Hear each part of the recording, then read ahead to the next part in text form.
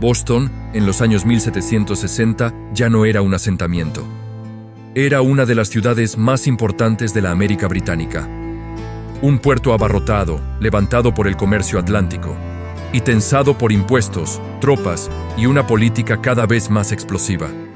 En cuestión de una generación, esta ciudad sería empujada a la revolución, marcada por la guerra, y después reiniciada como parte de un país nuevo. En este video voy a usar herramientas modernas de IA para darle movimiento a pinturas, mapas y recorrer escenas como si estuviéramos ahí. Esto es Boston, en el siglo XVIII. Primero hay que entender cómo empezó todo. Esta escena representa la llegada de la flota de John Winthrop a Nueva Inglaterra en 1630. No es solo un desembarco, es el inicio de un proyecto colonial a gran escala.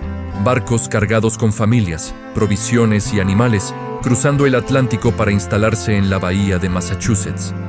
Llegar aquí significaba empezar desde cero, sin saber qué iba a salir bien y qué iba a salir mal, pero con la certeza de que lo que construyeran a partir de ese momento iba a definir su futuro. En este momento, Boston no es una capital, es un experimento colonial que todavía está aprendiendo a sostenerse. Ahora sí, avancemos. Este grabado de principios de los años 1720 muestra Boston desde el agua y ya se siente otra cosa. En primer plano está Boston Harbor, lleno de barcos que alimentaban una economía atlántica, comercio con Europa, con el Caribe y con otras colonias. La ciudad ya no parece frágil. Se ve como un puerto que crece rápido, con una silueta que empieza a ser reconocible. Para entender cómo entraba y salía el mundo por aquí, hay un punto clave: Long Wharf, el muelle largo. Para verlo mejor, imagina un muelle extendiéndose mar adentro, como una autopista sobre el agua. Long Wharf fue construido a inicios del siglo XVIII y llegó a dominar el frente marítimo. Era el gran portal de la ciudad. Por aquí desembarcaban cargamentos, llegaban pasajeros, se movían mercancías, y Boston daba su primera impresión a cualquiera que se acercara por mar. Detrás del muelle, la ciudad se marca con agujas y campanarios. Entre ellos aparece una iglesia que se volvería famosa más tarde, Christ Church, en el North End, hoy conocida como Old North Church. En esta etapa, todavía es simplemente parte del paisaje de barrio, un punto de referencia para vecinos y marineros, no un símbolo nacional. Pero ya está ahí, mirando la ciudad antes de que todo estalle. Y si hablamos de señales para quienes venían desde el Atlántico, hay una que era imposible ignorar: Boston Light. Este faro se completó en 1716, en una isla a la entrada del puerto. Para un barco después de semanas o meses de travesía, ver esa luz significaba algo muy concreto: tierra, llegada, fin del riesgo del océano abierto. Durante la Guerra de Independencia, la estructura original fue destruida en 1776 durante la retirada británica, y más tarde se reconstruyó en 1783. Si el faro era la bienvenida, esta otra imagen era el recordatorio de quién mandaba. Castle William, la fortificación principal que defendía la entrada al puerto en el siglo XVIII, ubicada en Castle Island. No era un adorno militar, controlaba el acceso y simbolizaba autoridad británica. En años de disturbios y tensión, el Castle también funcionó como refugio para funcionarios y fuerzas británicas.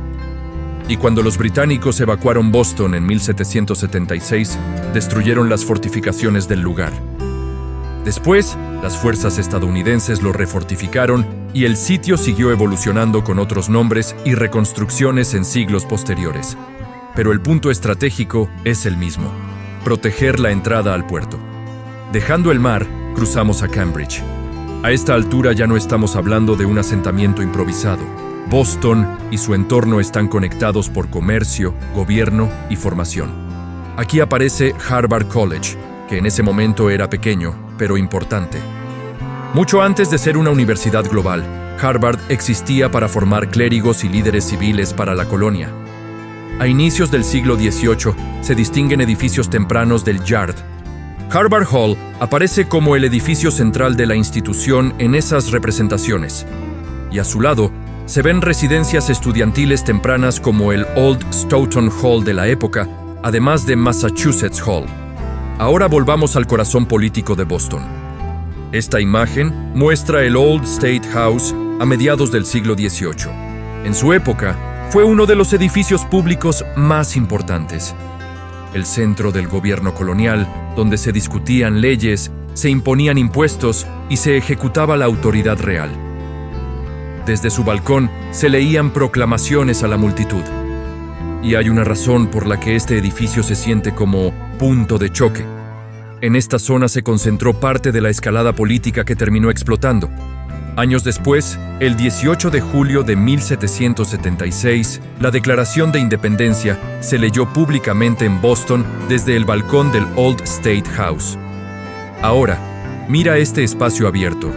Boston Common, uno de los lugares públicos más antiguos de la ciudad, a fines de los 1760, era un terreno compartido para pastoreo, reuniones, tránsito diario, ejercicios militares y ocio. Y aquí aparece una imagen muy clara de la tensión. Soldados británicos entrenando cerca de gente, haciendo su vida. Ver soldados británicos entrenando ahí no era un evento excepcional, era parte de la normalidad, una normalidad que a muchos colonos les pesaba cada vez más. Al fondo aparece otro símbolo del orden imperial, el Province House, que fue residencia oficial de los gobernadores reales desde principios del siglo XVIII. Era el tipo de edificio que comunicaba autoridad sin necesidad de palabras. Mientras la gente caminaba por el Common, compraba o conversaba, la estructura del poder estaba ahí, visible. Y aquí es donde el contexto importa. Boston no llegó a la revolución por una sola razón, sino por acumulación. A mediados del siglo XVIII, la relación entre la metrópoli y las colonias se tensó con medidas fiscales y control comercial. En Boston, eso se sintió en el puerto, en las aduanas, en la presión sobre comerciantes y artesanos y en la presencia militar. La ciudad seguía funcionando, sí, pero el ambiente se volvía más denso, más discusiones, más reuniones, más sospecha, más organización. Por eso, cuando llegamos a diciembre de 1773, el momento ya está preparado. Esta escena representa la acción que después se conocería como el Boston Tea Party. Colonos abordaron barcos en el puerto y arrojaron cargamentos de té al agua como protesta contra la política británica sobre el té y el control comercial. Muchos iban disfrazados, a menudo descritos como indios mohicanos o nativos, en parte para ocultar identidades y en parte para darle al gesto una carga simbólica distinta.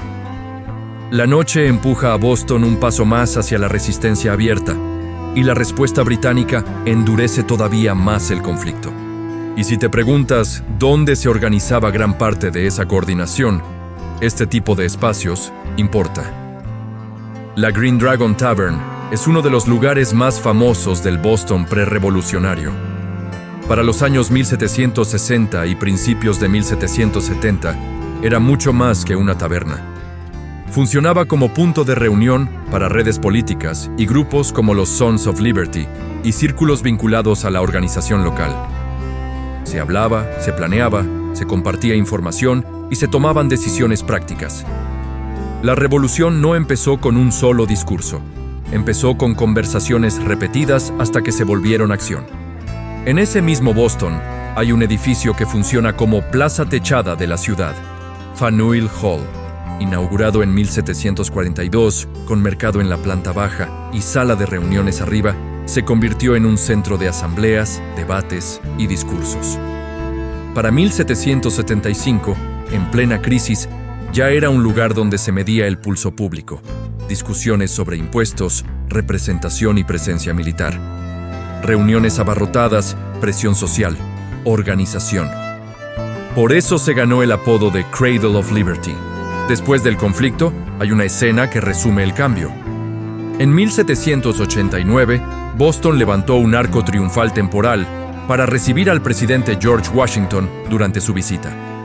El arco era de madera, pero estaba diseñado para parecer de piedra. Buscaba proyectar permanencia en un país que todavía estaba aprendiendo a ser país. Solo unos años antes, esas calles estaban llenas de protestas, tensión y guerra.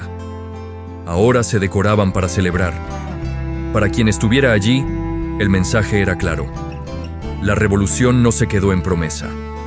Desembocó en un nuevo orden. Y no se puede cerrar un recorrido por el Boston Colonial sin volver a Christ Church, el edificio que hoy llamamos Old North Church, terminado en 1723. Antes de su fama, era una iglesia anglicana del North End, parte normal del barrio. Pero con la crisis revolucionaria, este edificio se cruzó con una de las señales más famosas de la historia estadounidense. Desde su torre se exhibieron dos linternas como aviso de que las tropas británicas se movían por mar en abril de 1775. Las imágenes que se conservan ayudan a ver continuidad. El mismo edificio, el mismo lugar, mientras el mundo alrededor cambia. Yo soy Max. Gracias por viajar conmigo al pasado, para entender lo que hoy tenemos delante. Y ahora dime en comentarios, ¿qué ciudad, lugar o momento histórico te gustaría ver reconstruido? Nos vemos en la próxima era.